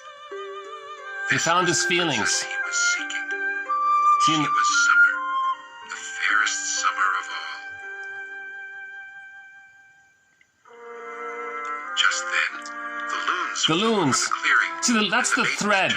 You see, in the story of Theseus, Ariadne had the thread. Theseus had the thread. The commonality here is the loons. The loons were always around. That's like the thread. That's the continuity of connection to ourselves. In that instant, Glooskap spirited away their princess and held her by his magic. Okay, that's you accept your feelings. He carried summer so lightly that he skimmed the treetops as he set out for the north again. So I'll leave it there. So I spent some time on this. I think I'm going to have to revisit. I'd like to redo this in the future. So that's called the Summer Legend, a Migba tale. So again, myths and fairy tales, they are the original humanity's mother tongue of the human heart. These are soul stories. Myths and fairy tales are soul stories.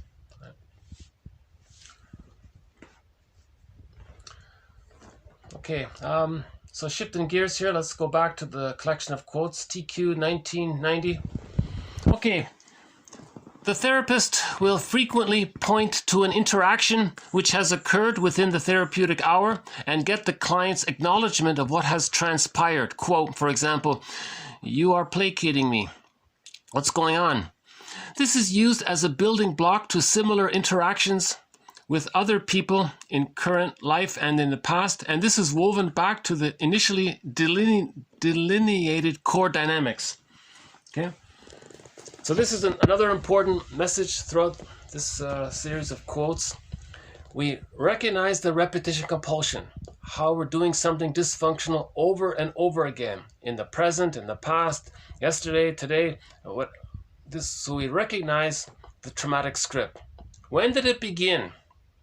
And then to catch yourself doing it live in the here and now, and to make those conscious links. That's called a total interpretation or a complete interpretation.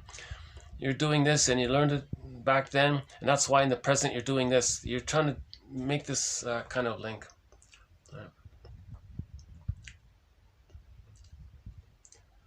Let's move on to the next one here. Okay, the client's symptoms, whatever the symptoms are, they're symbolic, right? They're symbolic. They allow him not to be distressed by his psychological difficulties. Okay, so prejudice is a symptom. Okay, a person's prejudice, that's a symptom. It allows him not to be distressed by his traumatic script, by his memories. All right, so all symptoms reveal and conceal. Prejudice reveals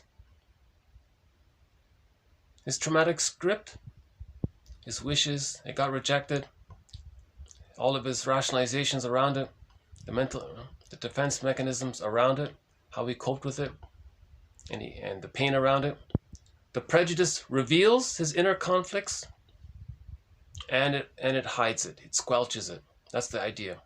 Just like a bodily symptom. Sarno says over 90% of our physical symptoms, they reveal and conceal that when we were a baby, we were enraged at the mother's misattunement, and the body bears the burden. Because the mind and the body are connected. The mind might even be animated through the body. So it's very intimately connected. There is, generally speaking, from the psychodynamic point of view, an unconscious motive in our forgetfulness, our absent-mindedness.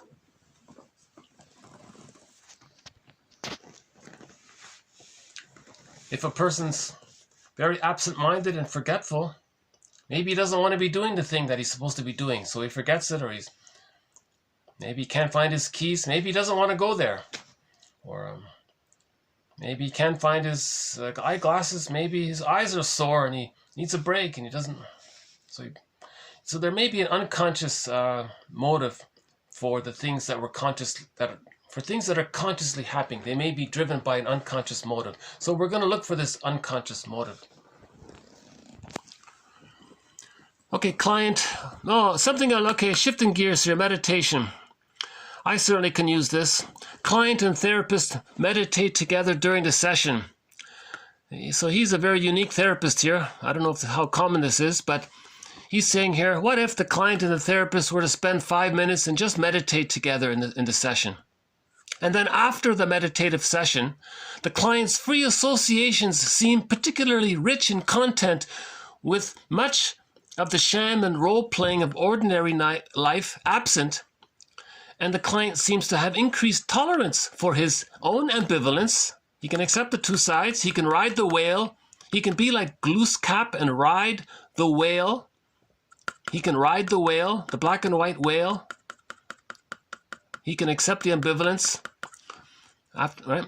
We would thus agree that meditation offers a promising avenue to unconscious material. He said, the client comes into the room, he does his normal number, his usual sham and role-playing, wants to impress or sound good, or wants to enjoy his narcissistic expression, or wants to feel important, or wants to put down the therapist to communicate that his mother maybe he's doing some kind of, or some avoidance thing, talking about other things, or whatever. He's not doing the personal work. So the therapist said, for 5 minutes, let's sit into our chairs. Let's feel warmth and heaviness throughout the body.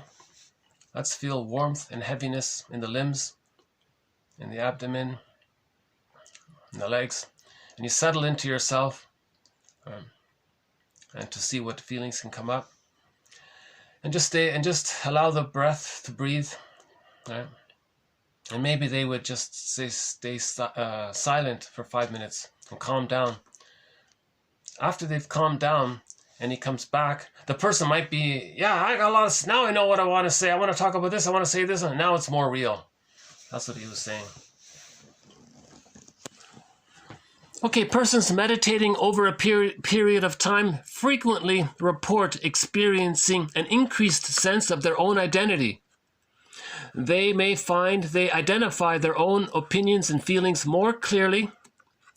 Changes in degree of psychological differentiation facilitated by meditation may be experienced by a person as exhilarating, or perhaps threatening, according to whether his self-image successfully adjusts to include this new sense of separateness and the increased self-assertion it sometimes entails. So he was talking about the two sides of meditation. He's generally for it. He says if you do this if you have a meditation practice, you're now more in touch with the flow. Persephone's going to come to you. The beautiful princess will come to you. Right? And then it's gone for a while. Then you're aware of it for a while. So you're connected to yourself. You have this dialogue in the relationship. Remember Glooskap and the winter character there, Mr. Frost there. They had a little dialogue there. So he tried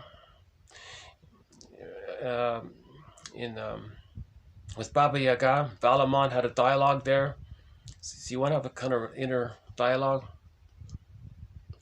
He's saying here, this can facilitate confidence in ourself to support differentiation. Now, when that takes place and the person starts to realize that they're more differentiated, that's exciting to have emotional freedom, but it can also be frightening, right? Because with emotional freedom, the person has to speak up for himself. And so his understanding of who he is has to correspond to his differentiation. That's what he's saying here.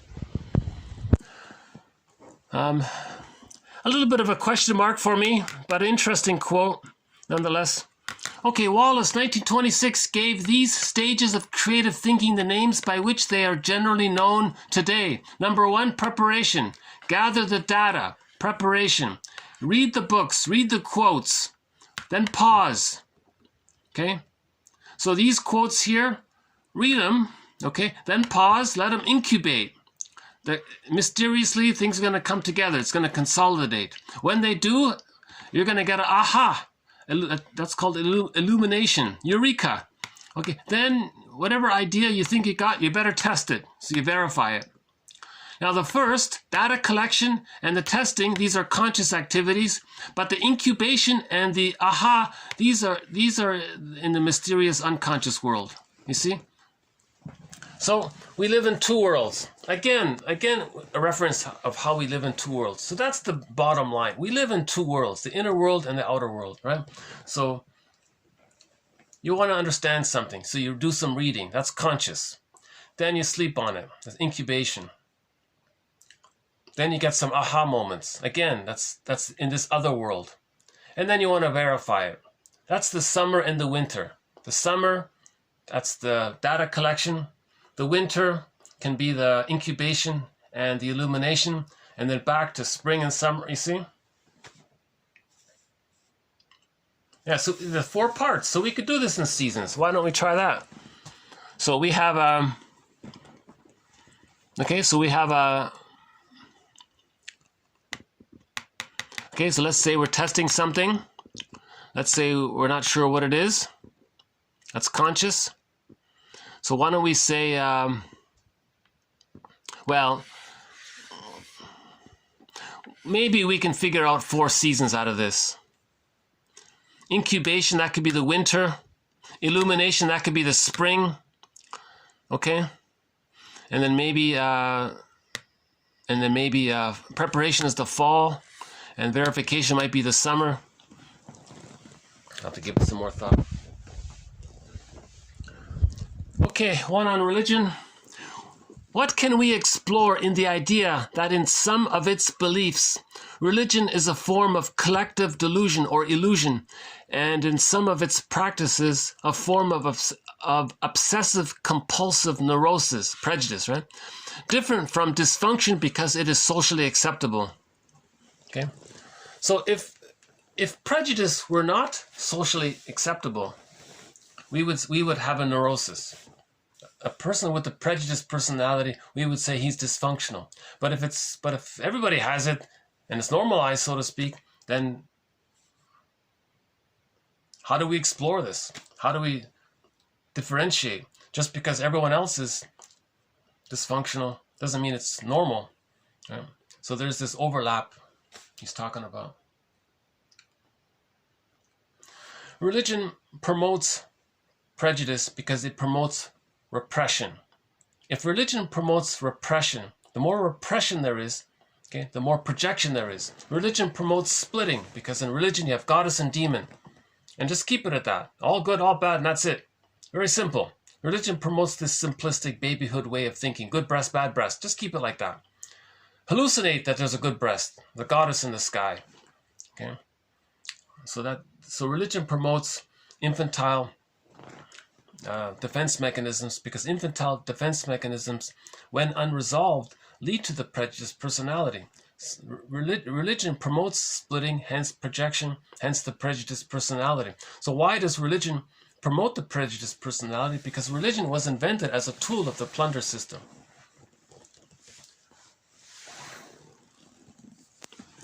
here's that Prometheus quote. Okay, I want to give it a TQ designation here. Okay, so Prometheus is bound to a rock because he has brought fire, life force, okay, real self-activation to himself, to mankind. Okay, so that's a happy result. Prometheus brought fire to himself. Fire is passion, feeling. He found his feelings. He gives it to mankind, to himself, so he's liberated. Or he does it prematurely, and then the vultures peck at him. So there's a condensation of two motifs blurred together in that one scene. Okay, again, Prometheus is bound to a rock because he has brought fire, okay, freed life force, meaning real self-activation, to mankind or to himself. Okay, now if this is done prematurely, the vulture, meaning a devouring monster, okay, the memory of the rejecting mother, or the repetition compulsion, life force chained, fixed by fixation. Okay, that's the traumatic script. Repetition compulsion, he's stuck there. That's arrested development, relational trauma, developmental trauma, arrested development, fixation at the rejection level of not getting mother's love, and his life force is stuck there. That's symbolized by the birds pecking at him. Okay, the terrible mother. I call this, okay, Klein calls this persecutory anxiety. It preys on him, right, on his vitals. It preys on him. Okay, I won't elaborate on this because in the last video I did talk about this quote. Okay, so I'll just end up here with the last one here. The characters of a play or the characters of a fictional novel or a myth or any, they stand for types, psychological types, human conditions, something going on with us. For example, the Don Juan, well, that's a way of facing life. So the Don Juan character, that's the manic defense. That's how he's dealing with his pain. How did Mark in the comic series Psychoanalysis, how did he deal with his pain? Okay, you learn about it if you read this comic. Yeah. 1955, 4 issues of this comic came out. Tales of inner turmoil. People searching for peace of mind through psychoanalysis. There are roughly 3 therapy sessions presented in each issue. 12 sessions all in all. 4 therapy sessions with Freddie, 3 with Ellen, and 5 with Mark. This is actually part of the mental hygiene movement. This is actually a serious, yes, slightly dramatized and all that, but it's educational. Okay, so this presents the therapy process. So Mark was traumatized. How did he deal? How did he face life from his trauma? He became like a Don Juan. So this Don Quixote, Mark was a bit like that. Yeah. So that's what she's saying here. And by the way, I just discovered this book.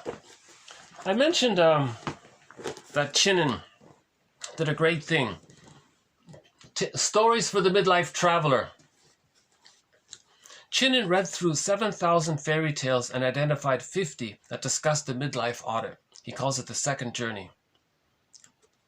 He retells these 50 tales and provides commentary on them in 4 books. Once Upon a Midlife, In the Ever After, Beyond the Hero, for men, and for women, Beyond the Princess. But that one there, Beyond the Princess, is called Waking the World. Now, I just discovered another book that's similar to this, but it's lighter. It's more sort of in the self-help genre. So if you like this book, or if this book is too difficult and you want an entry into this book, I recommend this one. This is a light-hearted, sort of a chicken soup for the soul kind of book. It's called what's it called? Tell It by Heart. Women and the Healing Power of Stories. Okay. This book here, this is sort of a very, very light, friendly, self-helpy, chicken soup for the soul level commentary on some myths and fairy tales. Yeah. And then that's a good introduction. And you can think, well, that's it? There's got to be more to it. Then, for women, you pick up this one, Waking the World, right? Or you can jump into this right away if you're ready for it. Yeah.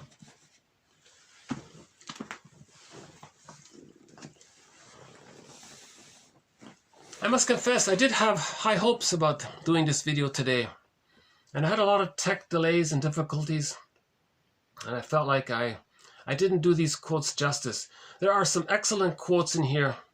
I'm going to revisit some of this material again in the future.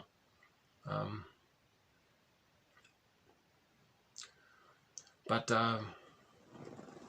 my thinking is most people probably wouldn't listen to all this, understandably so. But the good news is that all of these quotes are posted below. If you just click the see below, all of these quotes appear below. It's roughly 10 minutes worth of reading. So you read it, that's the preparation. Part 2, after you read it, you let it incubate. Part 3, you might get an aha. And then part 4, you're going to check it out. Right?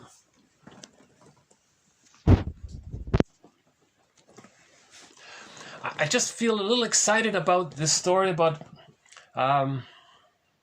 Demeter and Kor, and Miss Kor becomes Persephone.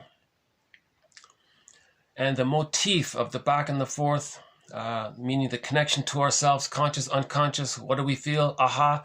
What do I think? What do I feel? Aha. This back and forth. That's all it is. It's very simple like that, right? And I'm encouraged how there are thousands of stories that simply talk about this, like the summer legend told by the Mi'kmaq. Yeah. That's a great film, by the way.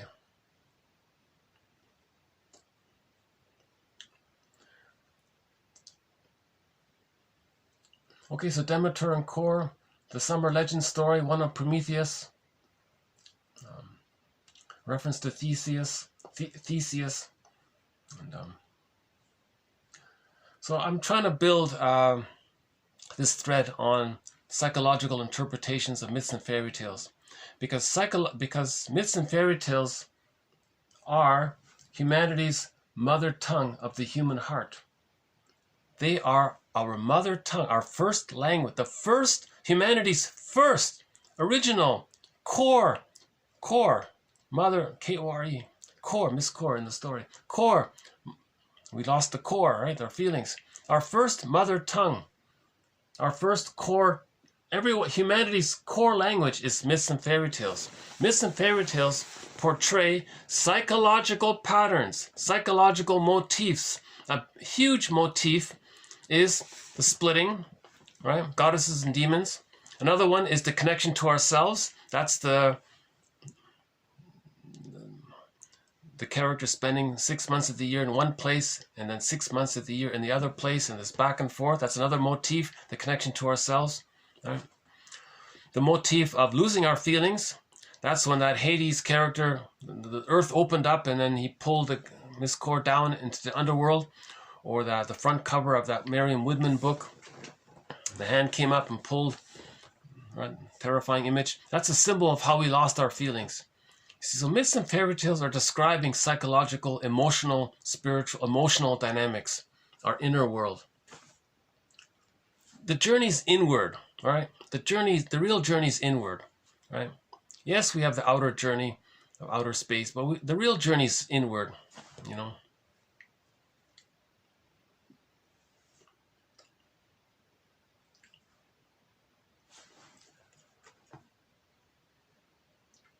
Our theme song, let's close up here with our theme song. Katja Epstein's German rendition of Windmills of the Mind.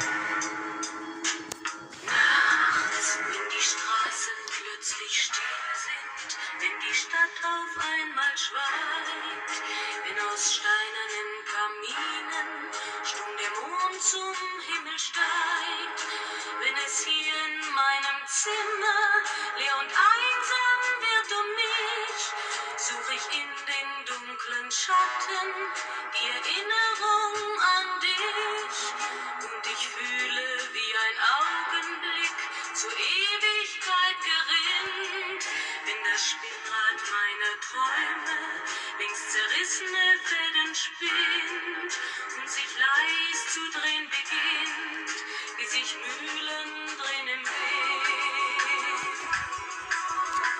Let's check the west side. There might be a sunset here. Hold on a sec.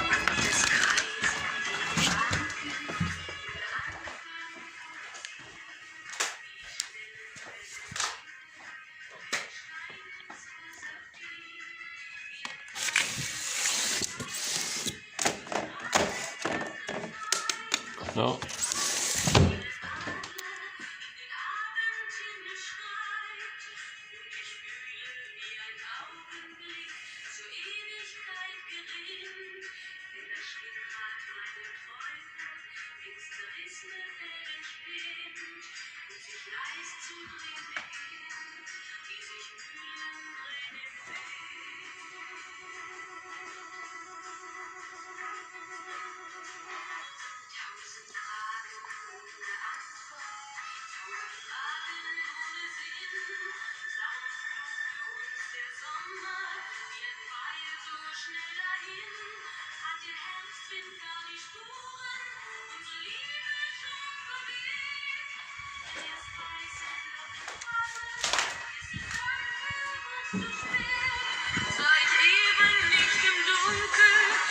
Schatten an der Tür, hoffte für ein paar Sekunden, du gehst doch zurück zu mir.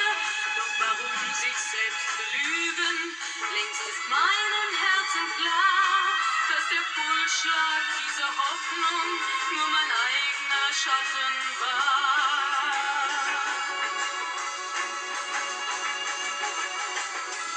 Und ich fühle, wie der Augenblick zur Ewigkeit gerinnt, wenn das Spinnrad meiner Träume links zerrissene Fäden spinnt und sich leis zu drehen beginnt. Okay, thanks very much. Sich im Kreis zu drehen beginnt. This has been TQ 1986 to 1998.